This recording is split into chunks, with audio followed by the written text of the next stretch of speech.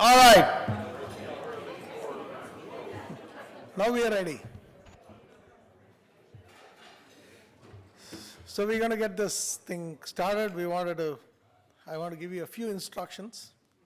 So we'll have the names and the bios read, and then I'll be standing there with the red jacket, and we'll put the red jacket on, and then we'll pose for pictures, and then you get a chance, the inductees will get a chance to talk for a few minutes, and we love to hear some of the stories, and we always enjoy those stories. Before get started, to help me read the names and call out the names and give the introductions, I'm going to invite Professor Yang Zhu. Professor Yang Zhu been in the department for almost 14 years now. 15 years. Correction, 15 years. And he is currently the Andrew Adams Distinguished Professor in the department. And he's a fantastic research record, and he was also a young Augustus Larson awardee from ASME, which is a very prestigious award. And he's going to help me, and recently he's been added to my administrative team as Associate Department Head for Research to kind of help our department to get even more higher profile in research. Because of his accomplishment in research, he has a lot of great ideas. So I invited him to come and help me with this ceremony. But I also want to acknowledge somebody who did it for many years, Jeff Eischen, who's actually enjoying sitting there today. But Jeff, thank you for all those years of doing this duty for the department, and appreciate it. And another round of applause for Jeff, because Jeff has decided to retire. As many of you know, Jeff has been one of our the greatest faculty when it comes to working with students and getting them prepared for life after school. And he also was great help for me when I came in on the department, and gave me a lot of support and help to manage the department. I really appreciate what Jeff has done, and I want to thank Jeff and congratulate him on his retirement. And I'm pretty sure he has a lot of plans, so I'm pretty sure he's going to do all of that. Thank you, Jeff. Again. All right, Young, it's your turn. Thank you, Srinath. It's a great pleasure and honor to read through the names. I see we have some long bios here. I will try. I will try to go through all your positions, the positions you have held. For some of the roles you played, I may skip some of the roles. So please excuse me for that. I just want to save some time. Okay, the first one, Rebecca Annie, BSAE 1994, MSAE 1996. Okay. Miss Annie earned her bachelor degree, cum laude, in aerospace engineering in 1994, and a master's degree in aerospace engineering in 1996, both from North Carolina State University. She began her career with the Navy in 1995 as an in-service fleet support engineer at the Navy Aviation Depot at Cherry Point, North Carolina, where she provided support to AV 8B and T-45 platforms. Miss Annie moved to the Navy Air Systems Command at Patuxent River, Maryland in 2000, and continued supporting propulsion and power system in Navy Air Warfare Center. In 2003, she left Navy Air to support the Director of Defense Research and Engineering within the Office of the Secretary of Defense as a special assistant. In 2004, Ms. Annie was named as the Deputy Director of the Center for Technical Intelligence. I will skip some of the rows. Sorry about that. In 2007, Ms. Annie returned to the Navy Air Systems Command at the Patuxent River, Maryland, as the product line manager for common system within the newly established Chief Technology Office organization. In this position, her responsibilities include the strategic planning, investment planning, oversight of the Navy aviation enterprise, science and technology project portfolio. Ms. Annie was named as the NAE's Deputy Chief Technology Officer in 2009. She assisted the NAE CTO with oversight of the Navy Aviation Enterprise Service and Technology Program and policies, comprised of approximately 900 active programs for a total investment of $1 billion. Ms. Annie was appointed as the Director for Research and Engineering, Navy Aviation Warfare Center, Aircraft Division in November 2013. She was responsible for overall budget like 72 million and personnel 4,000 plus, facilities and workload. In 2017, Ms. Annie was appointed as the Navy Air Senior Intelligence Officer, the Navy Air Scientific and Technological Intelligence Liaison, and the Warfare Mission Analysis Intelligence Division Head. In this position, she serves as the senior advisor and subject matter expert for the Commander, Navy Air, Navy New CAD, New CWD, yeah, a lot of organizations on all matters pertaining to the U.S. intelligence community produced positions. Congratulations, Ms. Annie.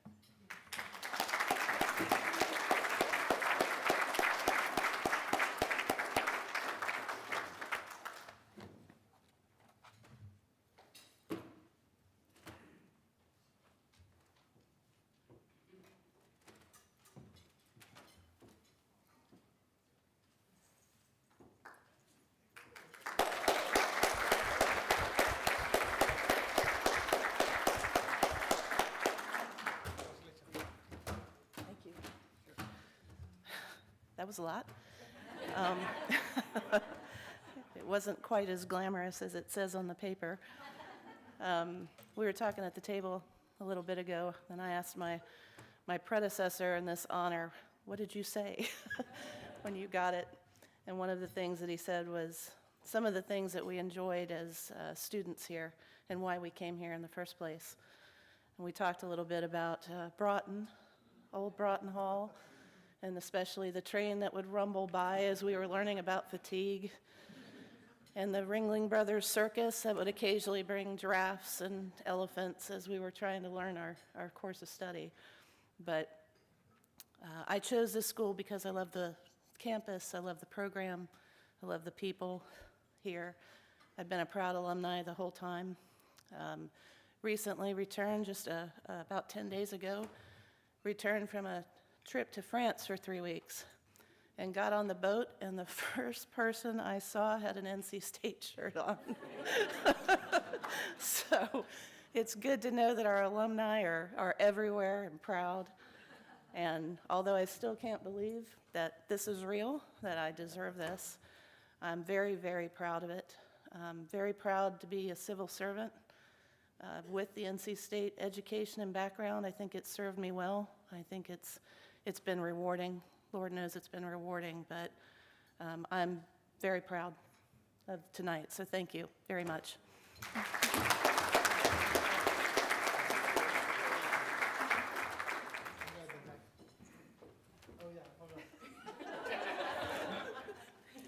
I'm an absent-minded professor.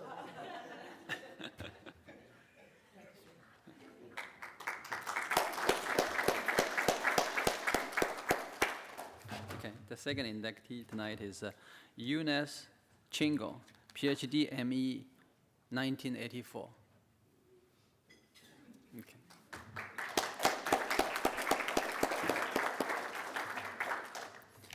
Eunice Chingle is a professor emeritus at the University of Nevada, Reno, United States, and the founding dean of the Faculty of Engineering at Aydin Menderes University in Aydin, Turkey. He received his PhD in mechanical engineering from North Carolina State University in the United States. Before joining ADU in 2012, he held a position of the Dean of the Faculty of Mechanical Engineering at Yildiz Technological University in Turkey, and as an advisor to the President at the Scientific and Technological Research Council, TUBITAK. I guess it's an important organization in Turkey on international cooperation. Professor Chingo served as the assistant director and director of the Industrial Assessment Center at the UNR, University of Reno, Nevada at Reno, for 8 years. He also served as the advisor to several government organizations and private companies on energy efficiency, energy policies, and education and reform. Professor Chingo is also or co-author of widely adopted textbooks, Thermodynamics, Engineering Approach, Foundations of Thermofluid Science. Actually, a long list of books. Okay, about 7, 8, and yeah, I'm not going to go through all of them, but some of the textbooks have been translated into many languages, including Chinese, Japanese, Korean, Thai, Spanish, Portuguese, Turkish, Italian, Greek, and French. Professor Chingo has delivered several keynote and invited lectures at technological conferences and academic institutions. He is the recipient of several outstanding teacher awards, and he has received the ASEE for education. Merriam Wiley Distinguished Author Award for Excellence in Authorship, not once, twice. Congratulations, Professor Chingo.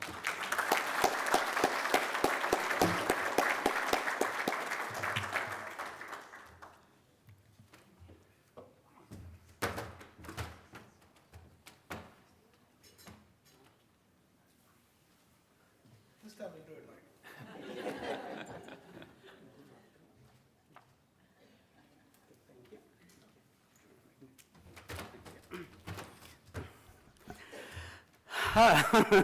First of all, thank you for the award. I didn't know such an award existed, really. When you hear Hall of Fame, you hear about, sports people, athletes, and then, actors, whatever. And then in academia, I think this is something great. So I thank you very much for this honor, really. And it is great, I think, to be associated with NC State, a great institution. I came to the US when I was 22 years old, and I came to do what? Somehow, why did I choose NC State? You will think, I did a lot of research, this and that. No. In 1970, I looked at the map, US map. They told us to choose a state to study.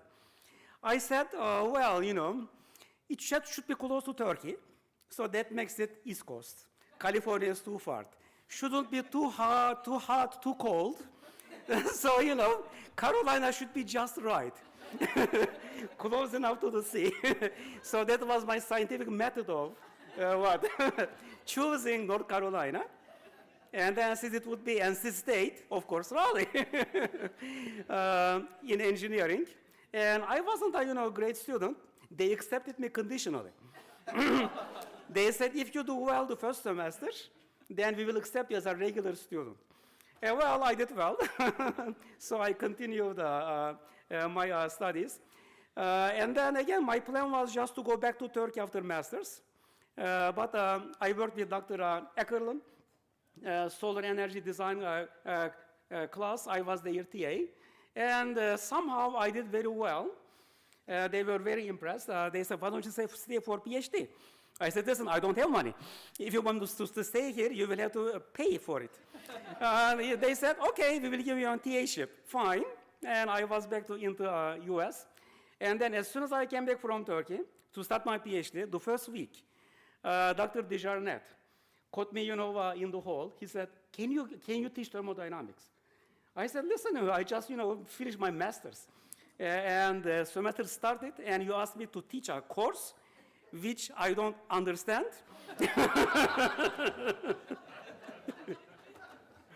He said, you will do fine. Well, there I was, teaching thermodynamics. The only course I failed as an undergraduate. And I said to myself, thermo, I don't want to sit again. Call it, fate or whatever. And then I had one principle. When I do something, I strive to do my best, as I, value. And I said, these students deserve the best. And I don't really know thermodynamics. And the books I cannot understand. I started to find other material. I went to the library, other things. No hope. I read, Van Wylen, the textbook, which is a classic. I don't understand it. How can you explain to the students? I said, forget the books, forget everything.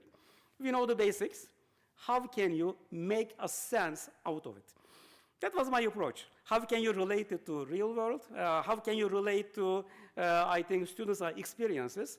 But the class time is limited. So what I did is started preparing notes so that I could hand them out. They could understand at their leisure that way. And then with my broken English, which is still broken, we did fine to the point that the Carnot Award, okay, I think the second year, students voted me for the Carnot Award, and I think maybe I am the first one to receive the Carnot Award without a PhD. Because I could see the list, doctor, blah, blah, and then Yunus Şengel. No academic title there. And then no idea about the textbook. You never know what will happen.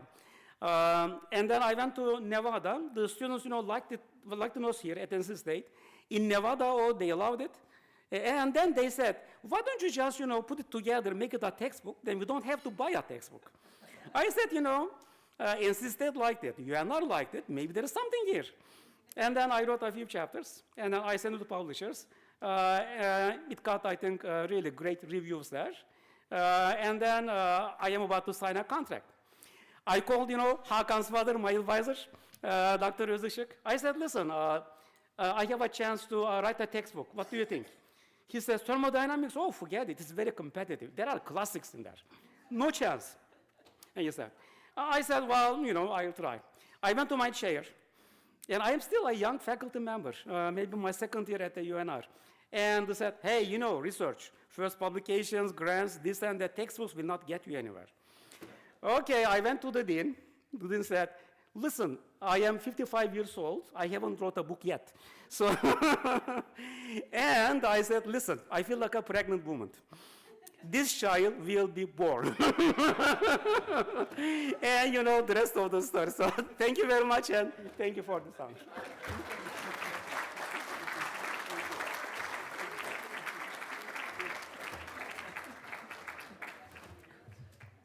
That was great.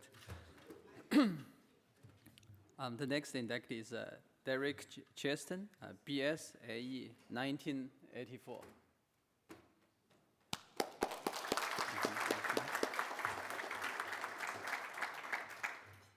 Derek Cheston is a senior executive in the National Aeronautics and Space Administration, or NASA.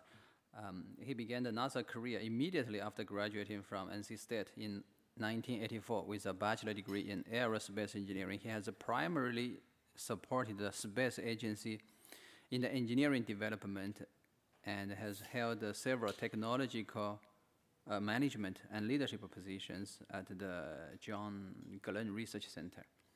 Derek served several years as a branch supervisor in the thermal and fluids design and analysis area, supporting technological development and of test hardware used to develop and prove science and research in areas of aeronautical research and microgravity science. As a founding member of the NASA Engineering and Safety Center, he held the engineering chief role for the Glenn Research Center. He provided critical engineering assessment for ARES I-X upper stage simulator.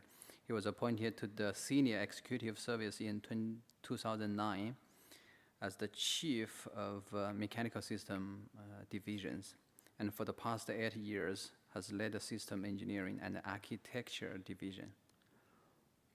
Mr. Cheston and both MBA and MS in Mechanical Engineering from Cleveland State. Mr.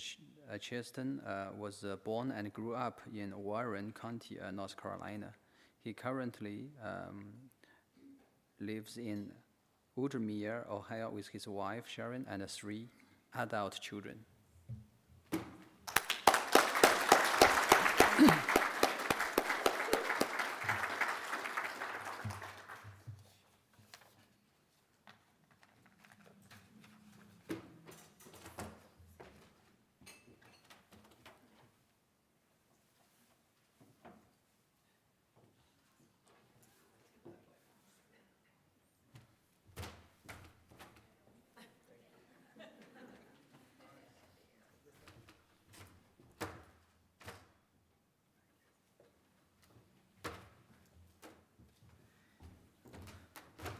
Wow.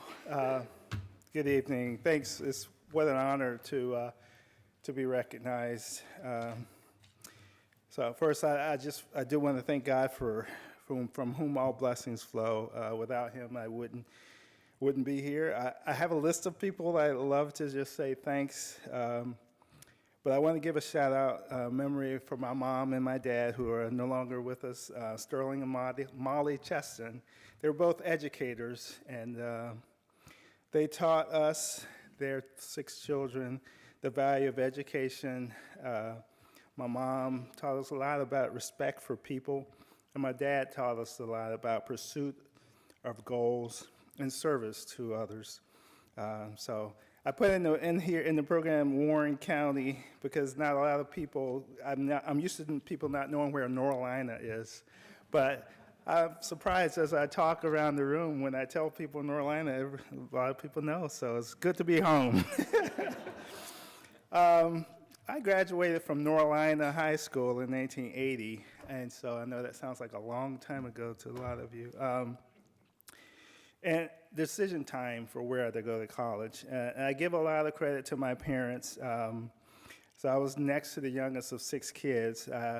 Over here are my 2 of my siblings, my brother Sean and my sister Oita, and her husband Charles.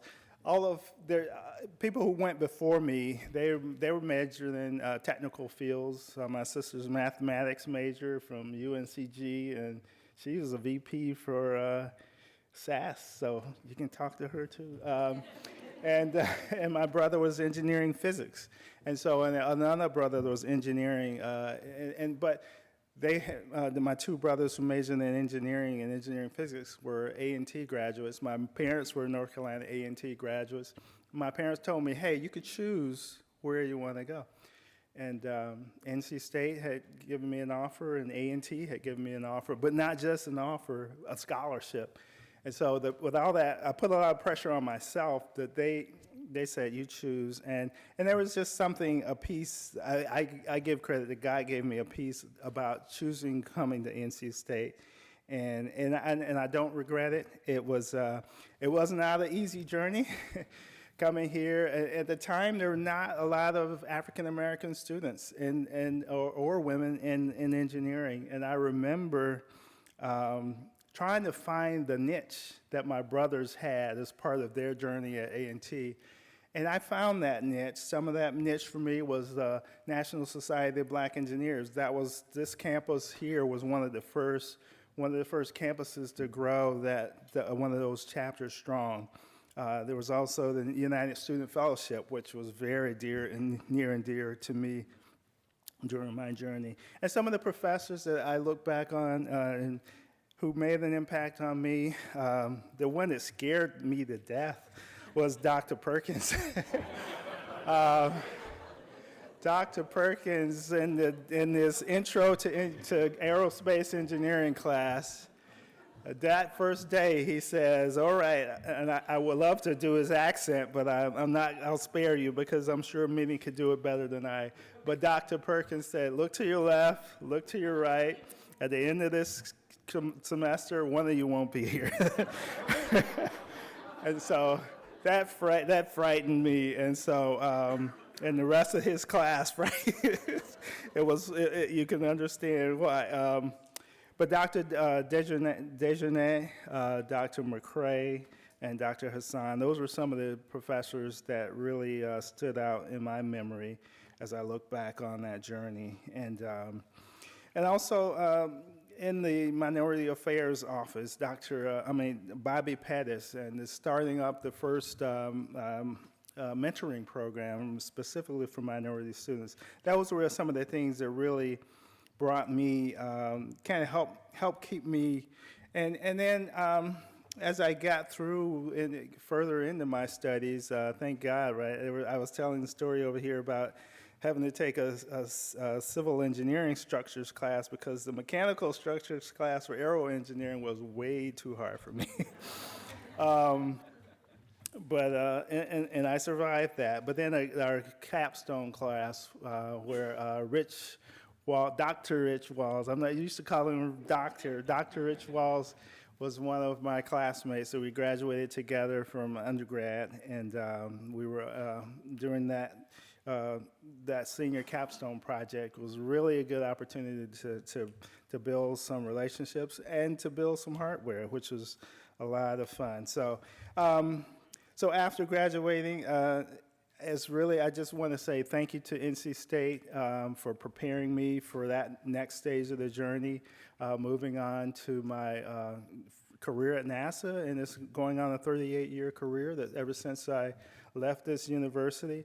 I came back here probably to Centennial campus for the first time in last year, almost exactly a year ago. The first time I had maybe gone through it, but first time actually driving through the campus, and I was so impressed, and walking through the campus then, and not knowing at all, having no idea that a year later that I would be here being recognized and inducted as part of the Hall of Fame. And I have Rich to thank for that, because he kind of twisted the arm and encouraged me to consider being nominated. And I thank you, Rich. You're really a good colleague, so I really do appreciate that. And so best wishes to all of you, and again, I'm honored, I'm humbled, and I really appreciate this honor. Thank you.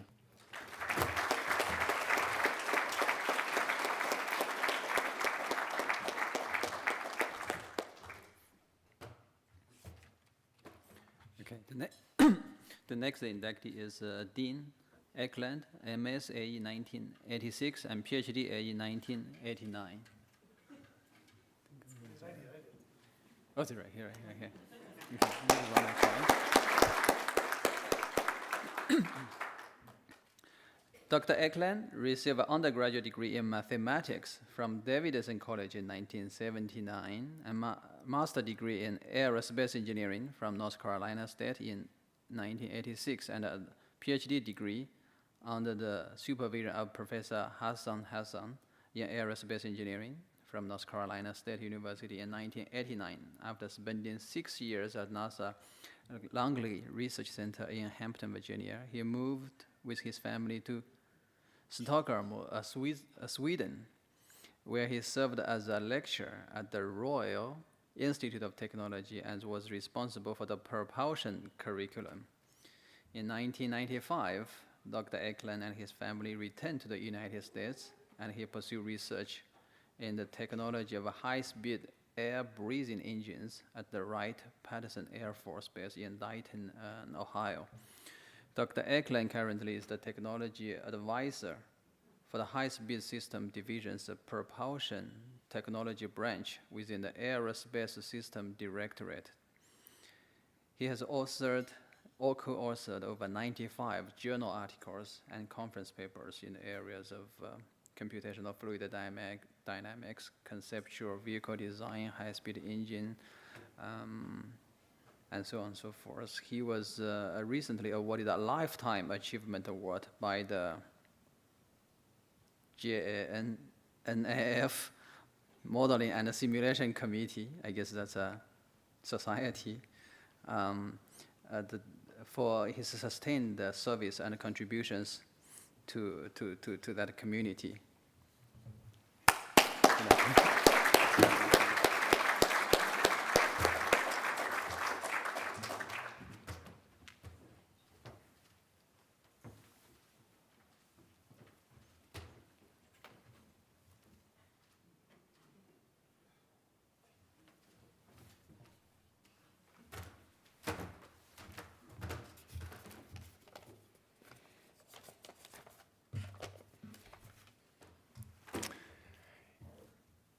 I am truly humbled by this honor. Thank you very much. I would like to start out by thanking my parents. My dad was a successful businessman, and I remember on several walks fielding this question, who's your customer? And he traveled often and possessed a Viking sense of adventure. My mom never attended college, but had a keen mind and an eye for beauty. And my parents enjoyed playing bridge. Dad was inclined to make bold bids, and Mom cheerfully made the best of it. And they both, growing up, gave me a lot of freedom growing up and the opportunity to find my own way. I'd like to acknowledge three professors who were very profound influences on my early career and professional life. Scott McCrae, Fred DeJarnette, and Hassan A. Hassan. McCrae introduced me to computational fluid dynamics. Professor DeJarnette introduced me to the world of compressible flow, and Professor Hassan provided me with a fascinating research topic in modeling high-speed combustion, and provided regular and dedicated guidance to me during my graduate school studies. And all three men were committed teachers, and I look forward to attending their classes where I learned the foundations for my future pursuits. Like my father, I think I value new challenges and asking questions, and recently I enjoyed a quote of Studs Terkel, curiosity didn't kill this cat, and a corollary is maybe that being wrong is an opportunity to learn. As mentioned, after graduating from my PhD, we moved with my daughter Elizabeth to Hampton to work at NASA's Langley Research Center. And after 6 years at NASA, I was looking at pursuing opportunities in academia. The search led me to the lectureship at the Royal Institute of Technology in Sweden. In addition to leading a research project in modeling radiation, I would have responsibility for teaching propulsion classes, primarily turbojet and rocket propulsion.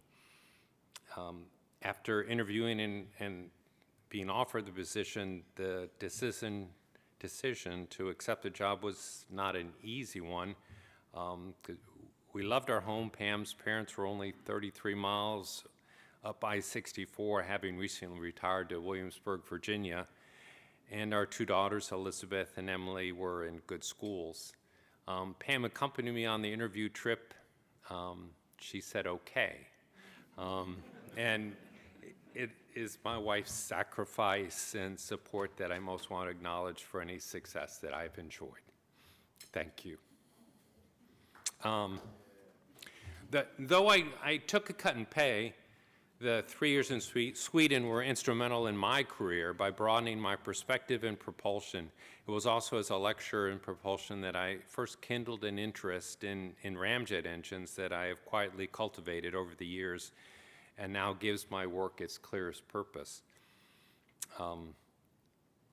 I played basketball with Hassan, with Basil as a student here at NC State, and I still play basketball with a group that I enjoyed playing with for over 20 years. And over half of us are now in our 60s or 70s. We still enjoy the game, the competition, and each other.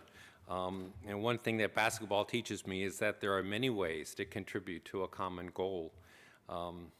In engineering, I also more fully appreciate how many goals are only achievable through the contributions of many different people. On the basketball court, I now can barely touch the net, much less the rim, and find myself well past my athletic peak. I am thankful to be in a profession where at 65, perhaps my most interesting work is still ahead of me. Tomorrow we honor our veterans, and as I look at Ukraine and their fight for freedom and democracy, I feel fortunate to have work that provides purpose, but I am even more fortunate to have a wife, 2 daughters, and their families, and friends that make me look forward to leaving work. Thank you.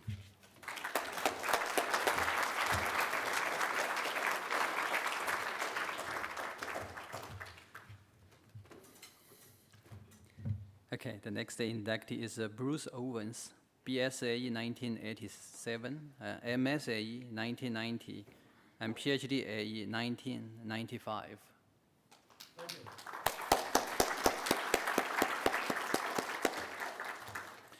Dr. Owens and his BS in 1987, MS Master degree, Master of Science in 1990, and a Doctor of Philosophy degree in 1995, all in aerospace engineering from NC State University. After receiving his PhD, he conducted a postdoctoral fellowship through the National Research Council of the National Academy of Science. Dr. Owens is a senior aerospace engineer in the flight dynamics branch at NASA Langley Research Center, where he has conducted research and guided the development activities on a wide range aircraft and spacecraft. The range of aircraft extended from general aviation to commercial transport to fighter aircraft, including the FA-18E/F Super Hornet, FA-12, F-35 variants. Notable spacecraft include the Orion Crew model and the Launch Abort Vehicle, SpaceX Dragon, Boeing CST-100, and Blue Origin crew capsule configurations.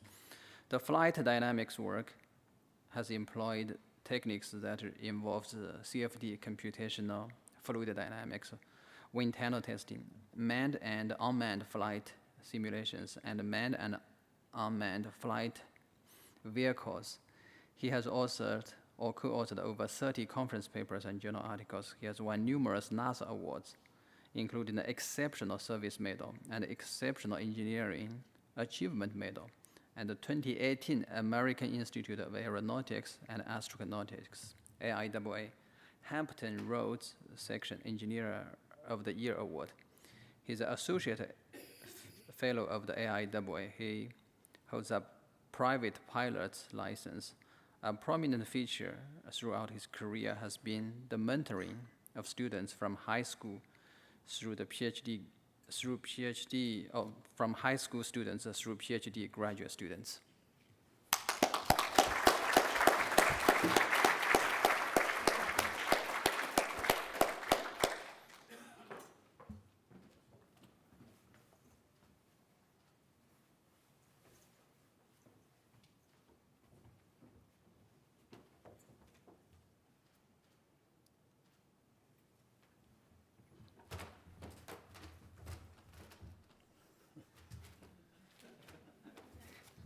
Wasn't sure what I was going to do with that until I get up here. So I really appreciate this honor, and I'm happy to be back at NC State. So I just have a few things I'd like to say tonight. I want to start by recognizing my children, Elizabeth and Luke, who made this trip with me today, though they are in the middle of very tough semesters at their universities. Elizabeth is working towards a Doctor of Physical Therapy degree from Old Dominion University, and I look forward one day to calling her doctor. Luke is an undergraduate at the University of Lynchburg, majoring in biology with the goal of becoming a physician assistant. My oldest, Noah, who works in the business world, could not be here tonight. He's working on my expendable retirement income. Needless to say, I'm going to be well taken care of in my old age. So to acknowledge some of the people that guided my career, I want to briefly highlight my path from a high school auto mechanic to an engineering career with NASA. I grew up in a rural area of the North Carolina foothills with no exposure to engineering, but did grow up around a family and friends who worked on and raced cars. I attended a high school with excellent vocational schools, so I was well on my way to a career in auto mechanics. Early in my senior year, I told my auto mechanics teacher that I wanted to do more than just fix them. Well, he said, well, you need to be an engineer. Honestly, true, I had no idea what an engineer did, but I trusted his advice and changed my path to study engineering at NC State. So thank you, Mr. Haney. Now, I'm thankful to my parents for financially supporting my college education, but more importantly, instilling in me the work ethic required to endure the engineering curriculum. I must thank my sister, Beth, for acclimating me from that rural life to college life here in the big town. And I want to thank NC State, and especially the MAE department, for teaching me what engineers do. They provided the tools and environment to achieve a high-caliber education and insisted that just being average was not good enough. If you wanted to succeed as an engineer, it was not enough just to get through. I was fortunate to be around some fellow classmates that took this to heart as much as I did. I want to thank them, and some of them in the room tonight, for that. And I want to make a special call out, though, to a lifelong friend, NC State classmate and coworker now at NASA, Kevin Cunningham. His role in my path to a career at NASA started back in Polk County, where I'm from, when we were back in middle school together. One day during school, we decided to play hooky, so we left without telling anyone.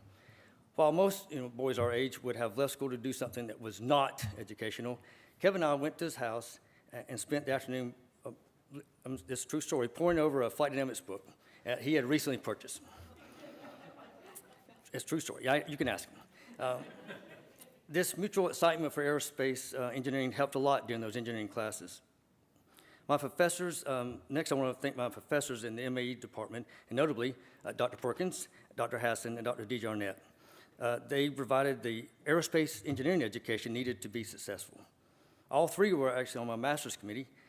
I'm grateful for the respect they showed me and molding my engineering work ethic. It was Dr. Perkins that put me on my next path from auto mechanic to engineer. Dr. Perkins was my master's and PhD faculty advisor and made it possible for me to conduct my research on site in the flight dynamics branch at NASA Langley Research Center.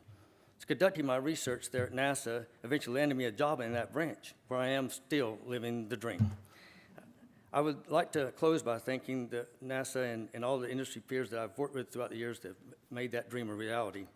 So I accept this recognition on behalf of all of them that have contributed to my engineering career, because I wouldn't be here without them and without NC State. Thank you.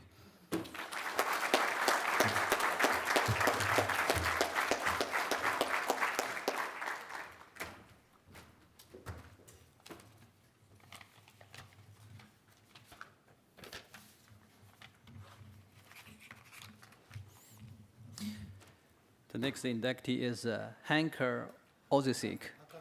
Hakan Ozisik. BSME 1982, MSME 1986, and PhD ME 1989.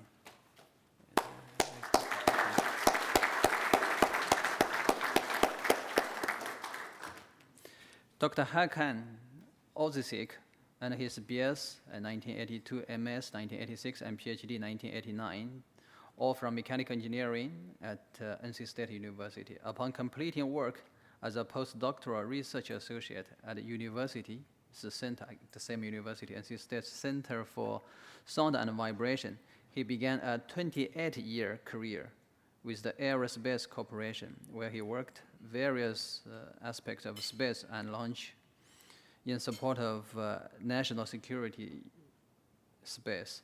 Dr. Ozisik has extensive experience in the test analysis, design, and development of space-qualified hardware from both a technical and a programmatic perspective. He has contributed to a broad range of complex engineering challenges to ensure successful launch and reliable mission performance. Those contributions supported flight worthiness assessment and include the test analysis of space hardware, post-flight data evaluation, anomaly and failure investigation, and design views of new systems. In 2006, he was selected as the system director accountable for the successful final test and flyout of the remaining GPS Global Positioning System, IIR and /IIR-M satellites. In 2008, he became the system director of the GPS-3 satellite bus and was later appointed as the GPS-3 chief engineer. In that role, Dr. Ozisik worked closely with his engineering teams, prime and subcontract teams, and served as a trusted technical advisor to the government of Air Force during all development phases. He and his wife now live in central Kansas.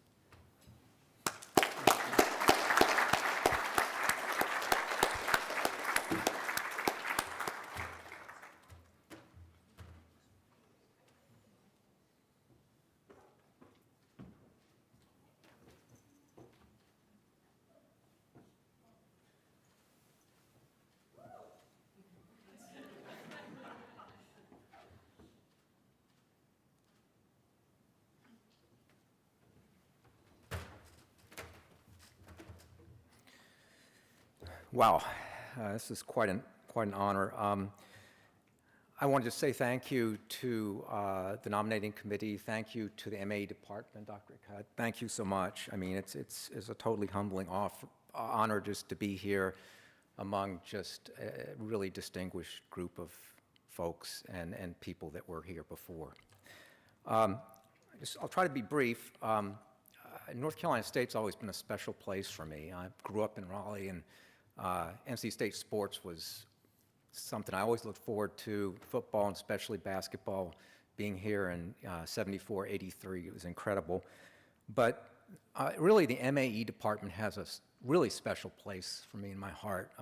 My father was a professor here in 63, and I spent a lot of time around the MAE department at Broughton Hall in one capacity or another, whether it was coming with my mother in the 60 Chevy to pick him up from the department, drive my little dump truck down the ramp of Broughton, or later on having a chance to just spend time in his office and watching him interact with the students and talk about research.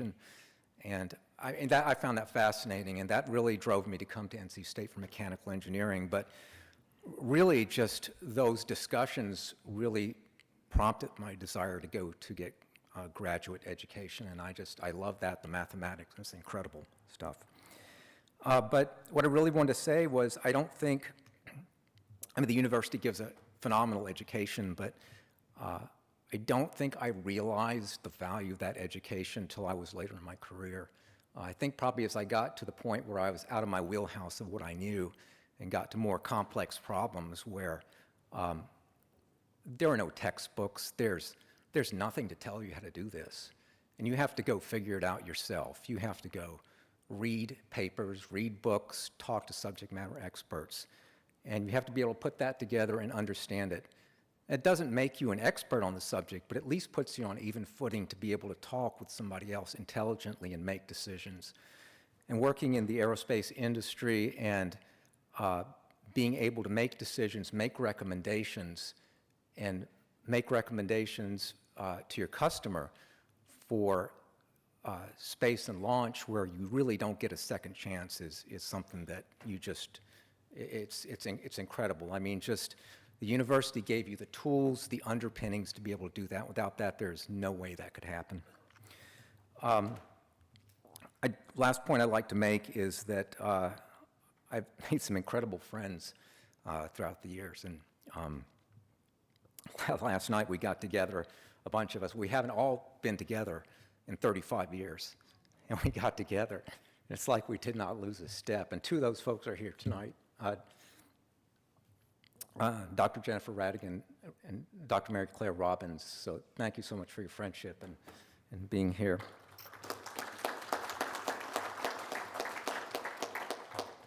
I'd like to thank Sevgi Ozisik is here, my father's wife, and last but not least, my wife Sabrina, who puts up with me. So thank you so much.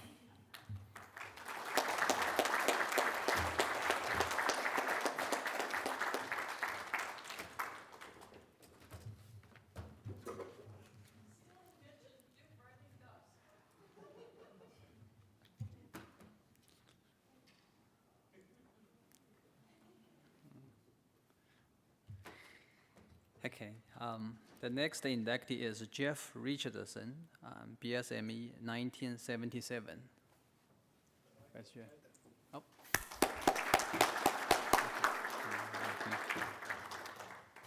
After working as a cooperative education student at Carolina Power and Light Company during his course of study at NC State, Jeff Richardson graduated with a BS in mechanical engineering in 1977 and began his engineering career with Duke Power Company in Charlotte, North Carolina. He worked in Duke's design engineering department for 12 years in the nuclear plant construction program, and in 1989 transitioned to the Duke Fluor Daniel Partnership as a senior engineer and a regional team member. The D / FD work included the coal and natural gas power plants for independent power producers and industrial customers across the United States from Maine to California, along with several unique projects in Indonesia.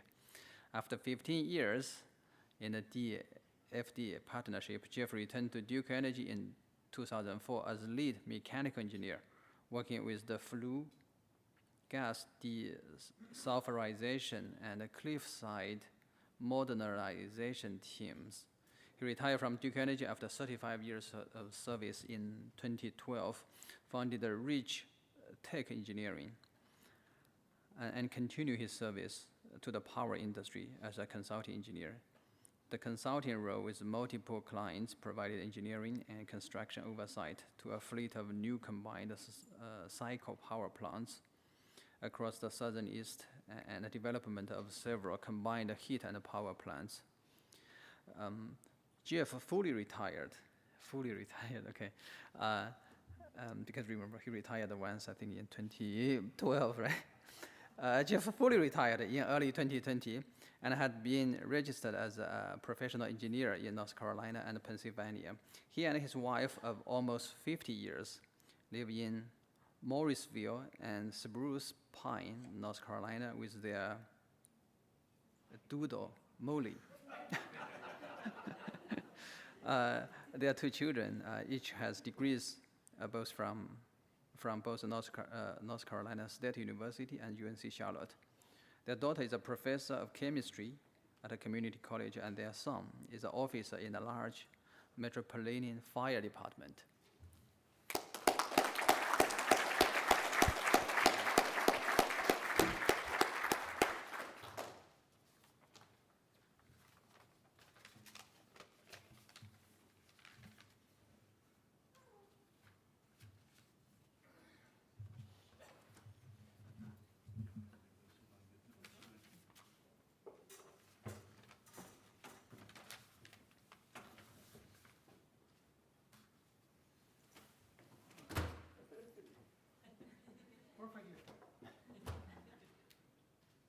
I knew I was going to have the largest jacket size.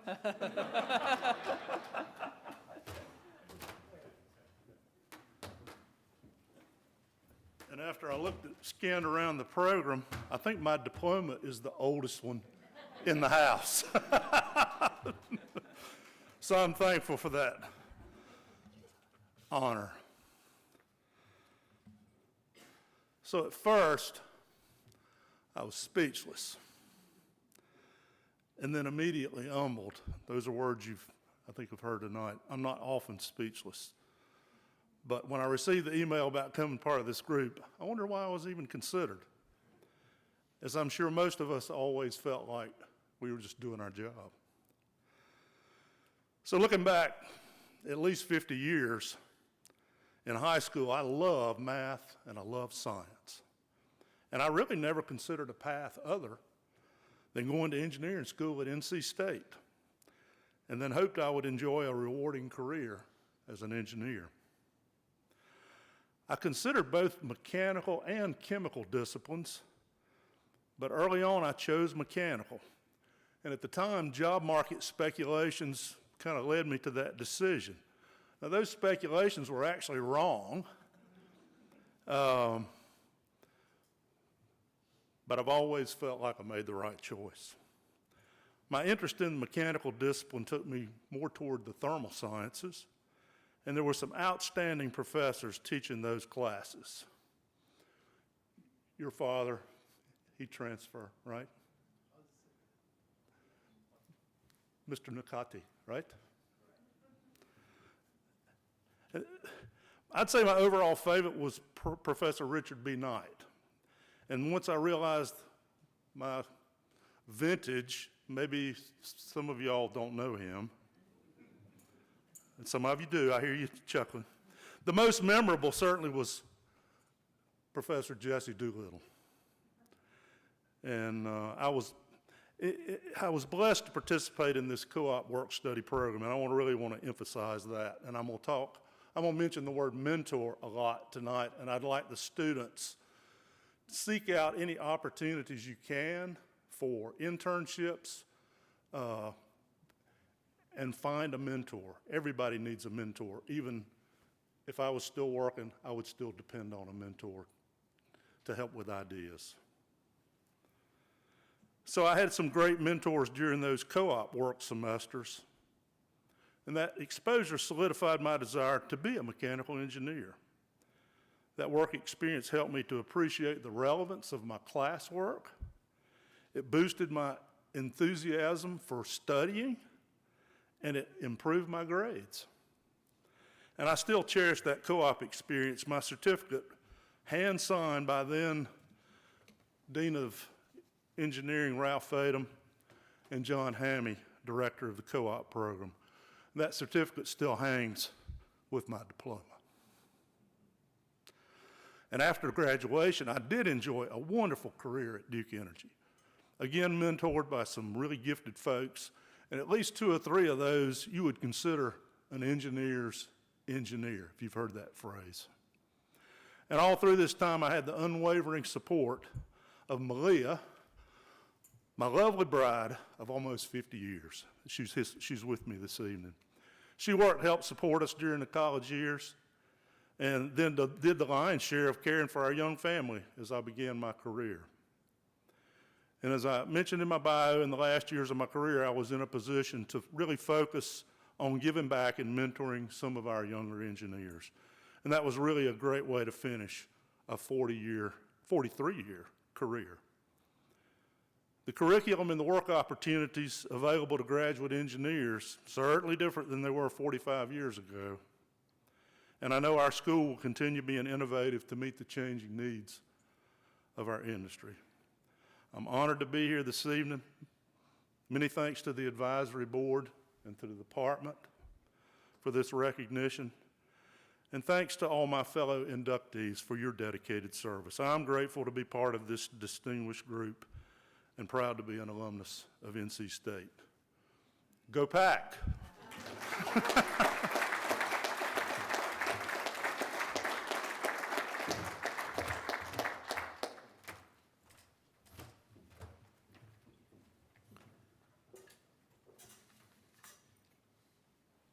Okay, the next inductee is Dennis West, BSAE 1984.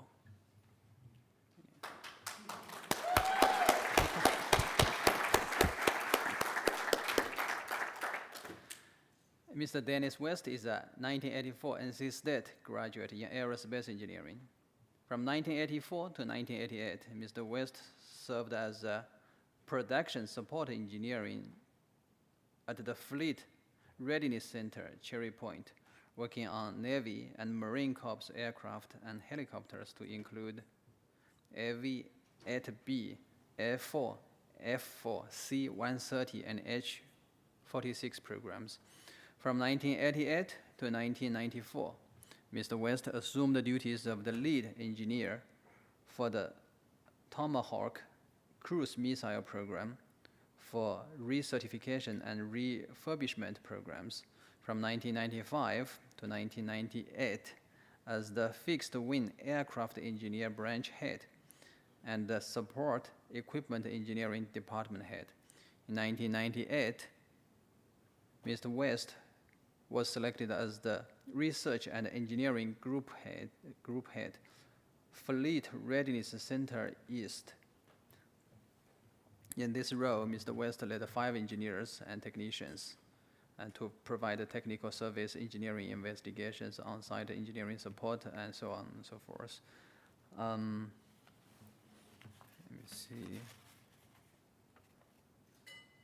And while serving in this capacity, Mr. West served on the NC State Mechanical and Aerospace Engineering External Advisory Committee, and in collaboration with Mr. Holden, a previous alumni Hall of Famer, worked to bring NC State engineering education to Eastern North Carolina, established Institute of Maintenance Science and Technology, and to work to bring academia into the resolution of real-time Navy and Marine Corps operational sustainment issues. In 2005, Mr. West served as the Director of Logistics at Fleet Readiness Center East. Mr. West led 332 logistics competence personnel providing logistics products and service worldwide. From 2010 through 2012, Mr. West served as the industrial group lead at the Fleet Readiness Center East.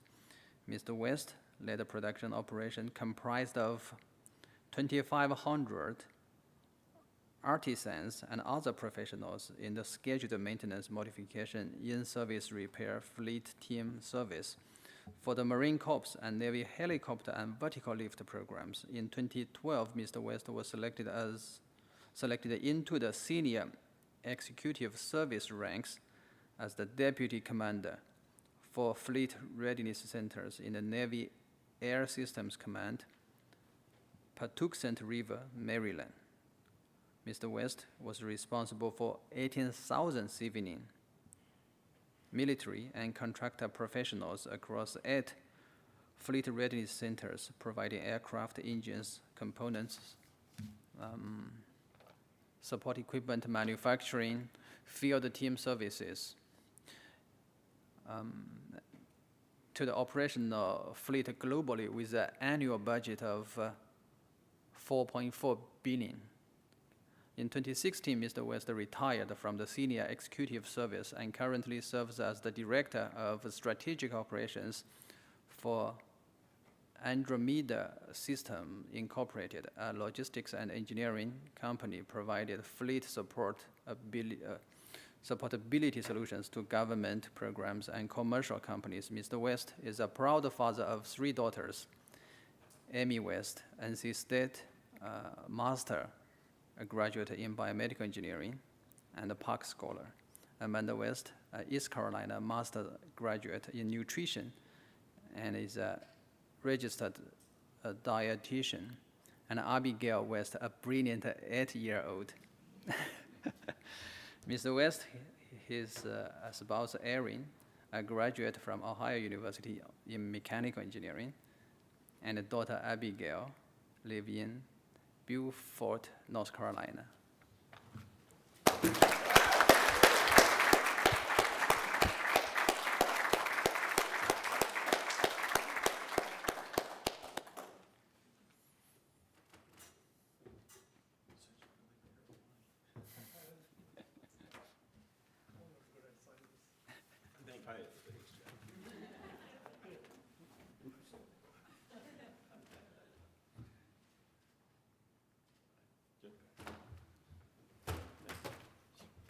I could have made that longer for you if you. Yours is the longest of the full page, but that's okay. I figured you'd have a good time with that one.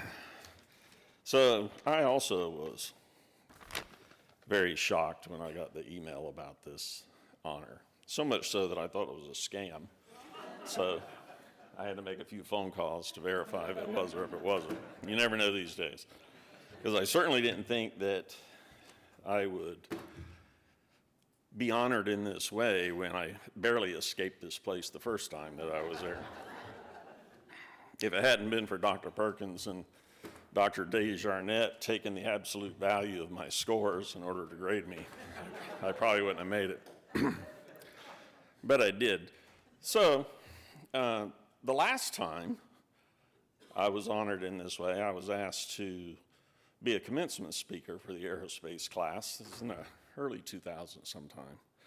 And, you know, I got up there on stage and all the graduates were all lined up. And things were going good, I thought I was saying interesting things, and, you know, I didn't felt like I talked that long. But when people started passing out, I kind of got the hook because they had to rush the medics in, and, you know, all that sort of thing. But so I got that going for me, right? So I've never felt like I did great things, right? My daughter's always told me, hey, you're kind of a big deal. I always felt like I was just trying to do my job, take on the hard things, and make them come out right. But you don't do it alone. And I had very, very good mentorship. I had good people working around me that shared the vision, the common vision of where we wanted to go. And then those folks who I led just did good, solid work. And when you have that kind of combination, you're going to be successful. You can't avoid it. But I want to point out one guy sitting right there, Mr. Chris Alder. Chris and I have been good friends and colleagues probably for most of his career and a very large portion of my career. And everything we did relative to NC State and getting the education in Eastern North Carolina with a great deal of help from Bill Fortney, and sitting on the advisory panel, standing up the school in Havelock with Craven Community College so that you could get A&P licenses there in Havelock, and then we would hire them directly into the Fleet Readiness Center. We did all that together, and I want to thank you for that.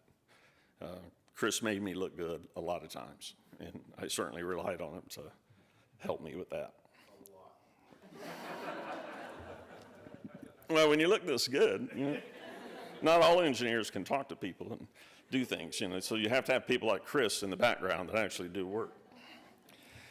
So how do you do that? Well, to me, NC State gave me the technical tools I needed, such that when I first started working, and you heard the resume or you've read it, I worked a lot of things and built a lot of technical credibility, and people see that. And if you have a good, strong internal value set, which I believe I have, and that comes from my family, those two together, people are willing to follow you. They don't think you're on your own agenda trying to do something different. And so I've always held that close. My value set, coming from my family, I grew up in a military family, so we lived all over the world.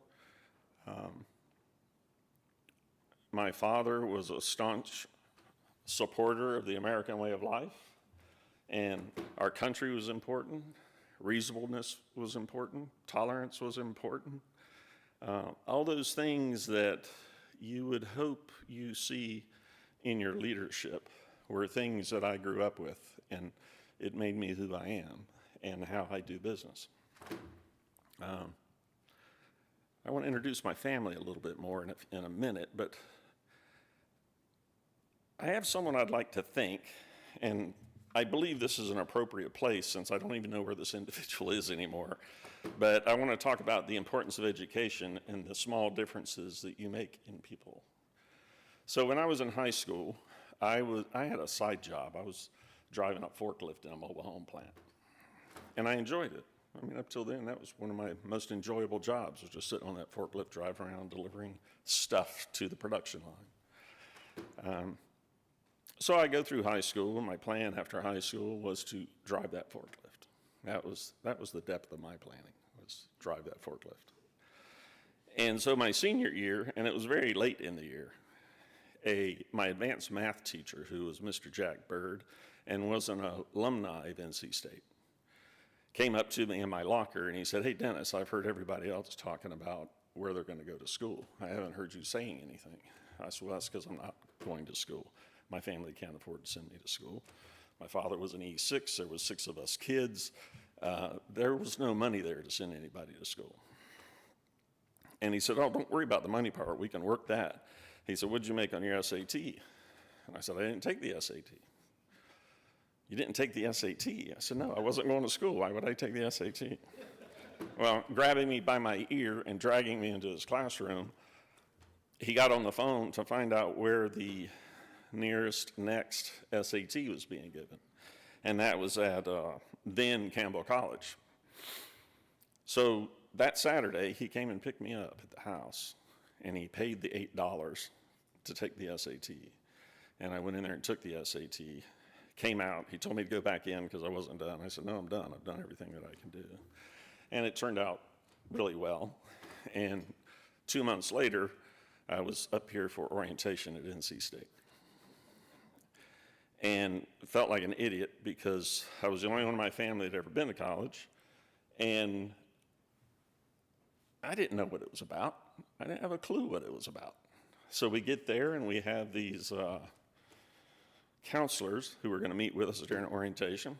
And I go up there and the guy says, okay, Dennis, what do you want to major in? I don't even know what that means. He said, you've got to declare a major. I don't know what that means. What are you talking about? He says, what do you want to study? And so I said, I don't know. What do you got? So he starts reading through all these things in the School of Engineering, right? It's like going to a restaurant and looking at a menu. I mean, that's all it was. And so he said aerospace engineering. And my entire life, I had been interested in space and airplanes. It was just one of those things I always liked. I said, how about that one? He said, that's a hard one. Not many people make it through there. I said, what happens if I don't make it through there? He said, well, you could jump to another one, you know, something easy like mechanical or something.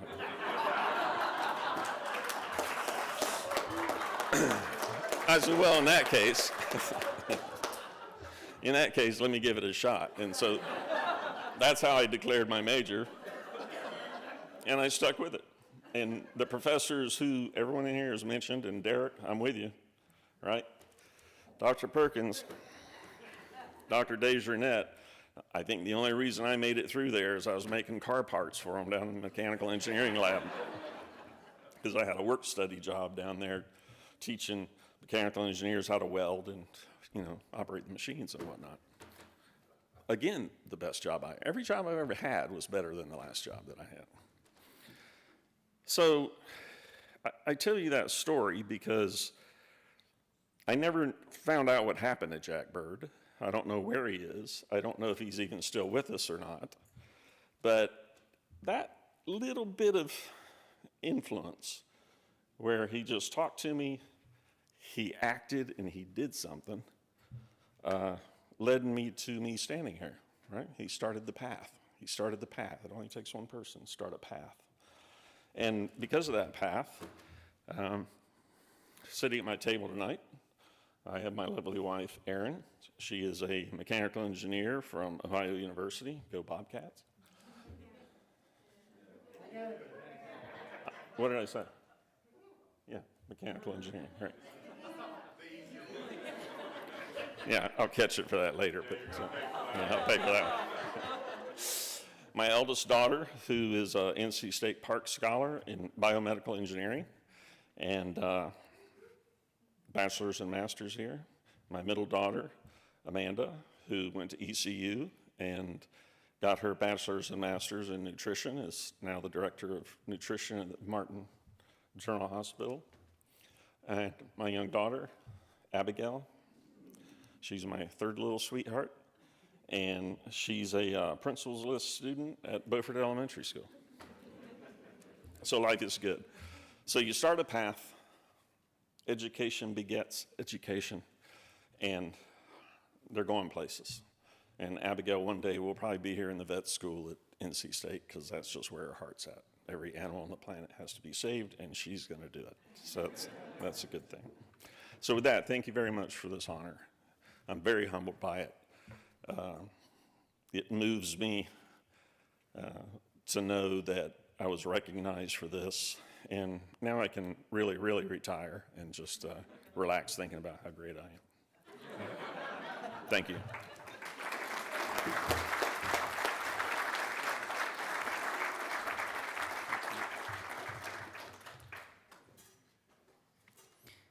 Okay.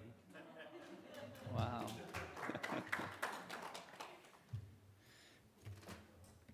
Okay. I think the last inductee of the night is Bill Wood. BSME 1978. Thank you.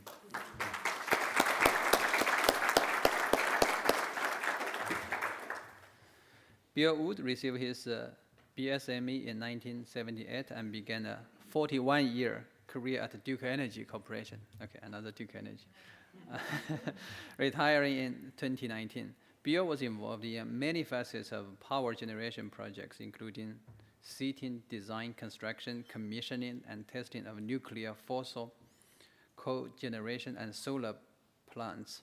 Projects were not only constructed in the Duke service territories, but also across the United States and abroad, using nuclear, coal, oil, natural gas, wood, wind, solar technologies. He participated in delivering over 25,000 megawatts of power plants capability during his career. Bill became involved with the American Society of Mechanical Engineers, ASME, while serving as the NC State ASME student section officer, and continued his service with the senior section, serving as the chair and other leadership positions in the Piedmont Carolinas section. Bill served the ASME's technical division for over 30 years and is currently a member of ASME board on power plant performance testing and various performance testing code subcommittees, including overall plant testing, combined cycles, steam turbo engine, fuel gas desulfurization, integrated gas combined cycles, and turbine water damage prevention.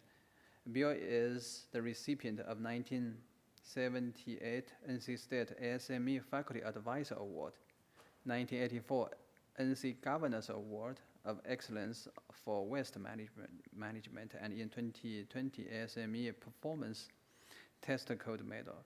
Bill is a registered professional engineer at North Carolina. He and his wife, Becky, are proud parents of 2 NC State graduates, Catherine from the College of Textiles, and Jimmy, mechanical engineering.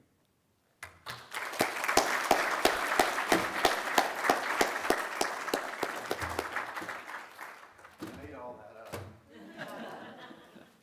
Last, which is great. This is double extra small.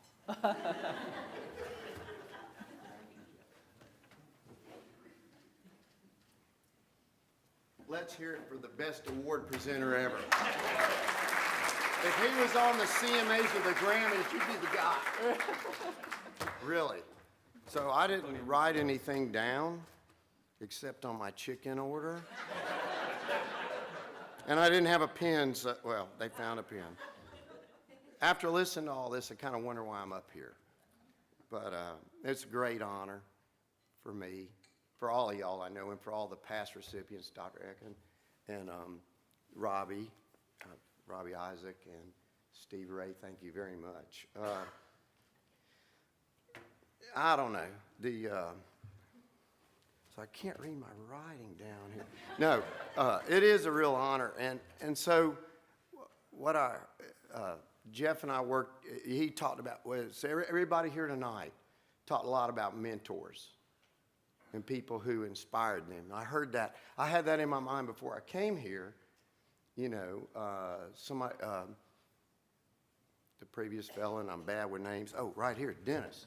Talked about the high school guy, right, that took you to the SAT. And we had a guy from NC State come to my high school in Charlotte from from materials engineering and put on a presentation.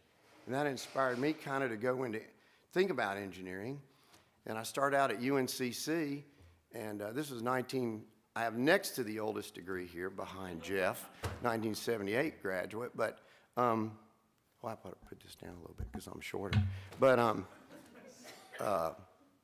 I went to the office of, to try to get a summer intern job. And they said, well, they've canceled all the interviews. They've all gone to NC State to interview, or Clemson. And I'm like, that's where I got to go.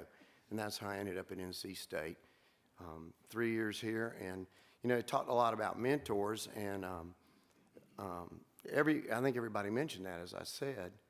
And I was here about the same time as Jeff, and Dr. Ozicik's dad, I had him for heat transfer, 401 or 2, 10 tubes is what he called them, instead of thin tubes. We called him the Wizard of Oz. And I probably wasn't old enough to see you with your dump truck on the ramp, but he was a good guy. And so at the time, Dr. Zarowski was the head of the department, and he took a very large interest, and he made sure the faculty took a large interest in the students. Dr. Ryder, and as Jeff mentioned, Dr. Doolittle, and Roland Barrett Sr., who his son also was a professor here at State. But I guess that message was that, actually, the interesting story, the funniest thing about being at NC State was Dr. Doolittle, not Dr. Doolittle, Professor Doolittle. If you called him doctor, you were in trouble because he didn't have a PhD. Had shoes about this long. He dressed all black with a white shirt. He looked like an undertaker. And he only taught one class, which was power generation. He taught it 2 days a week, and you didn't take his class, you couldn't graduate. And that's the only class that he taught. Well, he retired my senior year, and the top 5 guys in the department, including department head Dr. Zarowski, had to take his class because they had to teach his class the next semester, and because they didn't have a plan yet.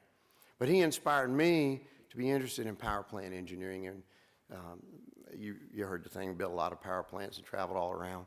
But so I guess that message is that each and every one of us could be a mentor, whether you're here for the Hall of Fame or the engineering or whatever you do in life, be a mentor to another person. Take a guy to get the SAT and pay for it. That's the most impressive thing I've heard. That's incredible. So thank you for the honor. My family's here, the engineer, the textiles grad, and my wife, Becky. So thank you all very much.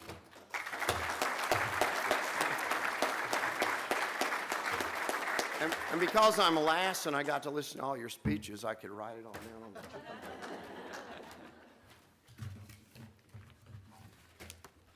All right, thank you, Professor Zhu, for a mouthful of cutting stuff. He worked through it. He was great. Thank you again. I called him at the last minute and I said, you got to do it. So you are on a campus, so we have to give you homework, right? So homework is we need to get all the inductees this year. Where do you want them, Jack? No, I'm talking about our pictures. Okay. Maybe somewhere here, get all the inductees in here. But before that, I want to also recognize our past inductees who are here. I got Rich Walls there, Jack Edwards, Jennifer Radigan, Chris Edwards, Steve Ray, Doug Utley, Basil Hassan, John, and Bob. I'm sorry, I'm going to skip the last names here. And that's it. I think that's it. And also, I want to recognize some faculty who are here. Fugo Yuan is here as faculty member rep. And of course, Jack is here, who's also a faculty member in the department and an alumni and a Hall of Famer. So I want to recognize all that. So first picture is the current inductees. Second picture is past inductees with the current inductees. So let's get the current inductees in first here, and we'll have a picture, and then we'll get the other inductees, past inductees in the picture. All right? So let's get and thank you again for everybody being here. Appreciate it.